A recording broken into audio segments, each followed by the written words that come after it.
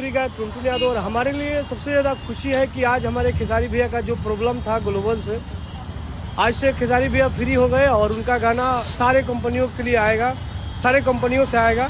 तो इस वीडियो को आप लोग इतना शेयर करिए और हमारे जितने भी भोजपुरी कलाकार भाई हैं, हमारे भोजपुरी श्रोता हैं, और सब लोग खेसारी भैया का गाना सुनिए और ढेर सारा प्यार आशीर्वाद दीजिए।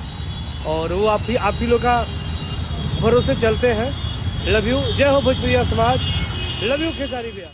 तो दोस्तों जैसे कि आप लोग अहिरान स्टार टुनटुन यादव जी के लाइव देखें दोस्तों कि खेसारी लाल यादव जी के एग्रीमेंट खत्म हुए हैं, उसी को लेकर लाइव आए हैं दोस्तों। और आप लोग से बताए हैं कि इस वीडियो को ज़्यादा से ज़्यादा शेयर करें। जी आप लोग के बता दें दोस्तों कि भोजपुरी इंडस्ट्री में खेसारी लाल यादव जी को बहुत लोग पिंजड़े में रखना चाहते हैं, लेकिन खेसारी लाल यादव जी भोजपुरी के एक ऐसा इकलौता स्टार है, ना रुकते हैं ना झुकते हैं।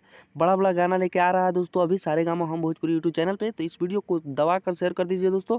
बाकी वीडियो पसंद आया तो लाइक करके चैनल को सब्सक्राइब कर दीजिएगा।